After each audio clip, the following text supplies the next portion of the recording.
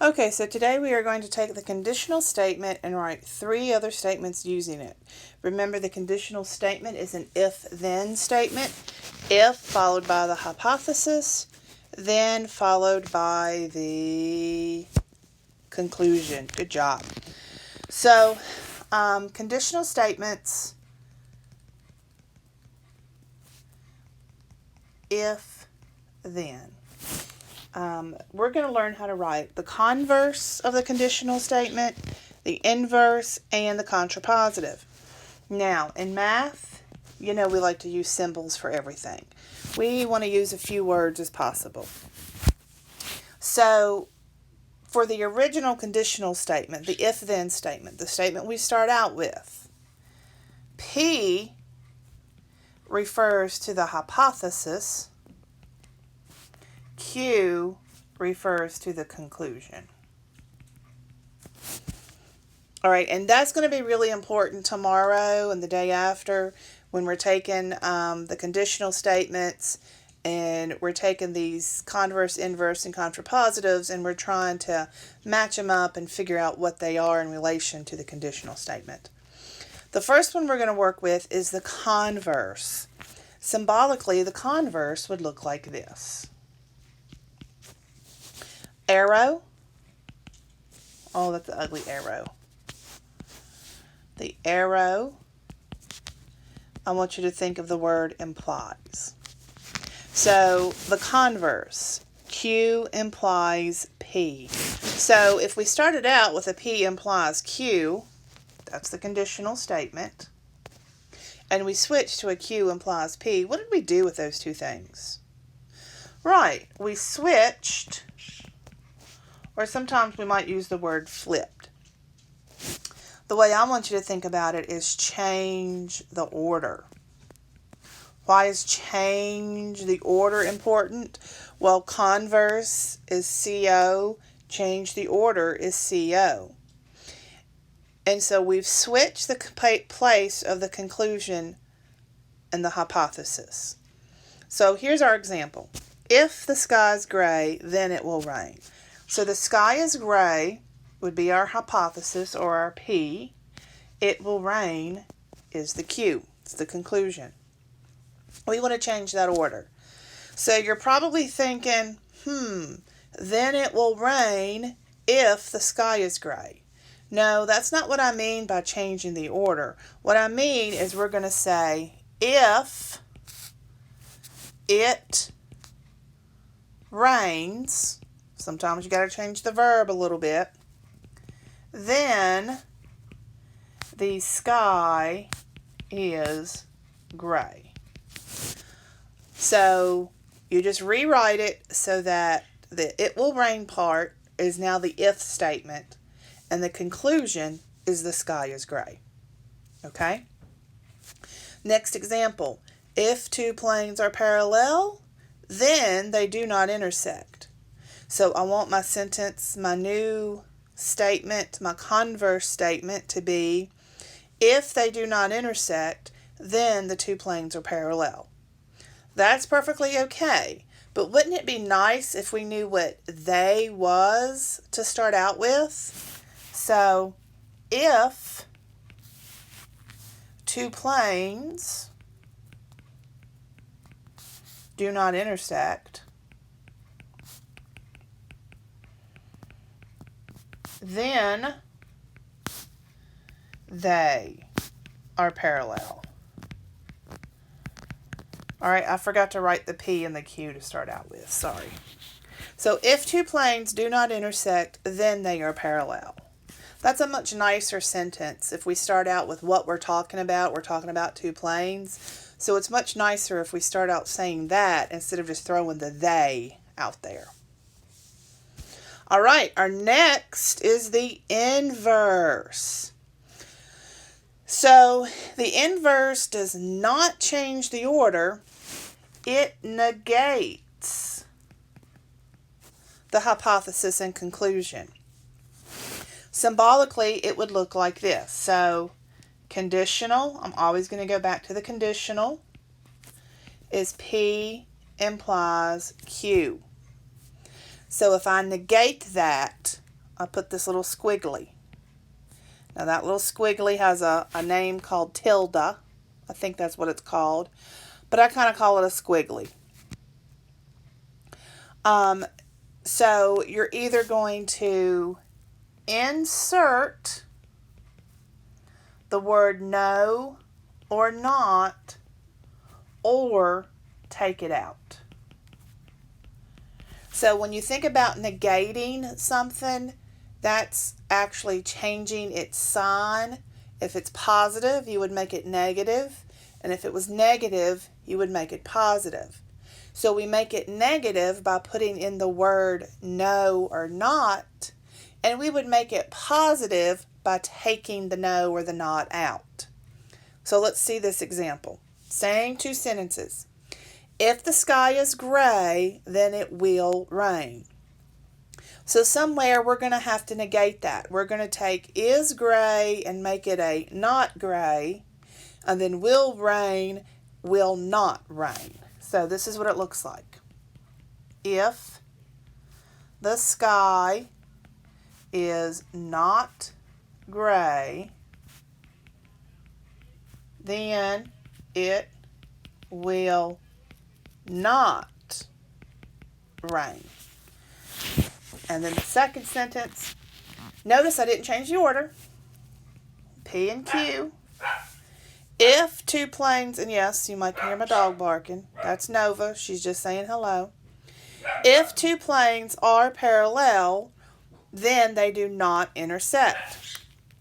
So if two planes are not parallel, comma, then they do intersect. So I had to take that not out of the original statement in order to negate it, in order to change it.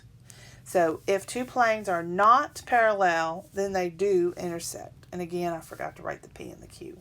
I promise you that's important tomorrow. All right. Last is the contrapositive. And in the contrapositive, it does both. It negates and switches the hypothesis and the conclusion. So, conditional. P implies Q. So for a contrapositive,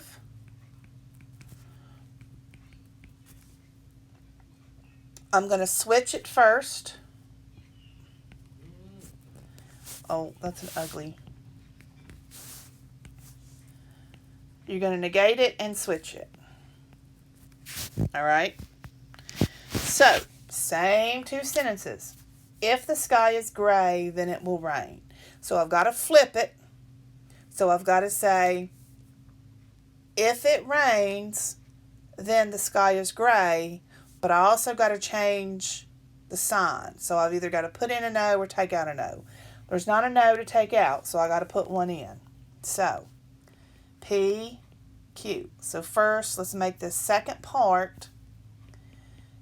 If it does not rain, comma, then the sky is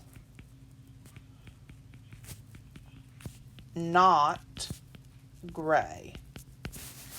All right, then the sky is not gray. All right.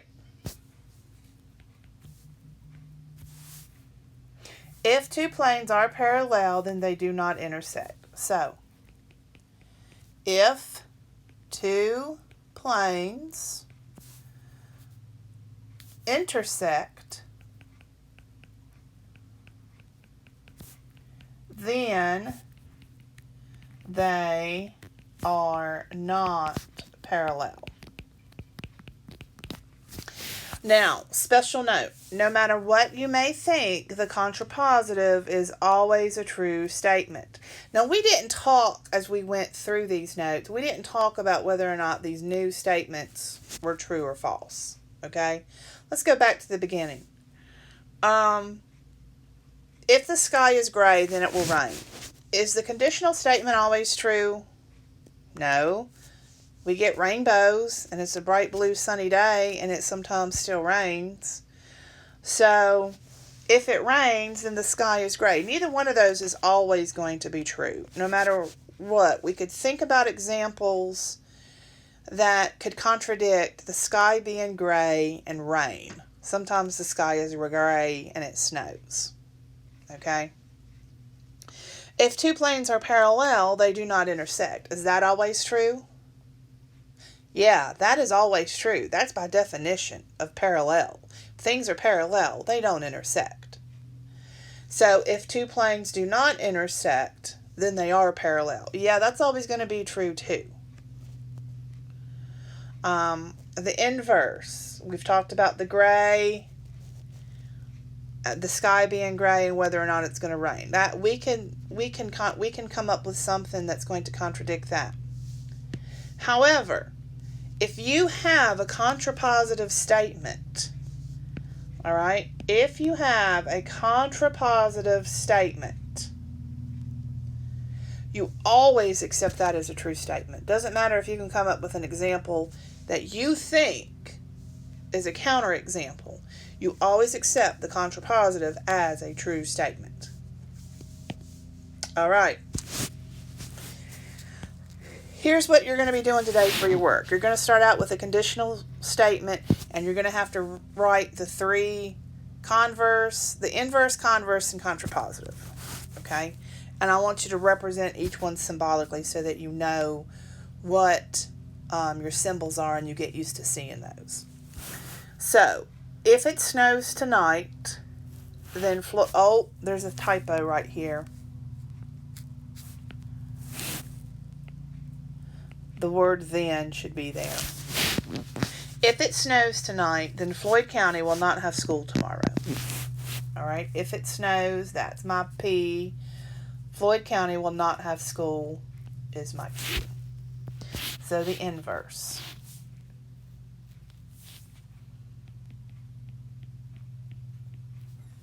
So inverse is not P, implies not Q. So the sentence would be, if it does not snow tonight, then Floyd County will have school tomorrow. Oh, let me actually make that look like one word. Converse. Converse is changing the order. So Q implies P. So if I change the order, if Floyd County will not have school tomorrow, actually I probably want to say does not have school tomorrow,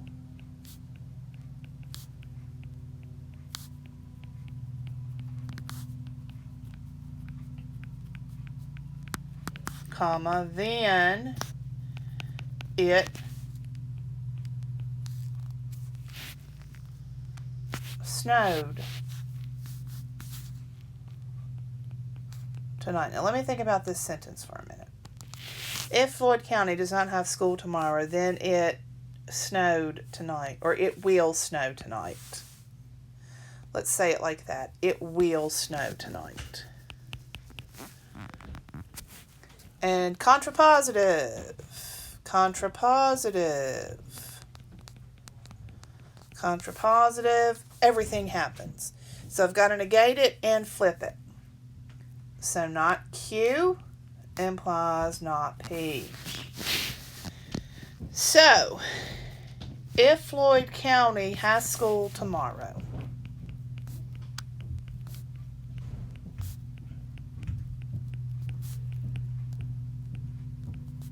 oh, I'm misspelling tomorrow.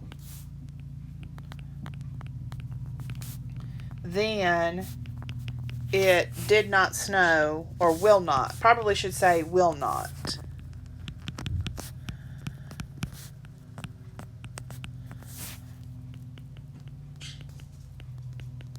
Now, if you said did not snow instead of will not snow, I'm not going to mark that wrong. When you have to answer questions like this for a test, it's going to be multiple choice.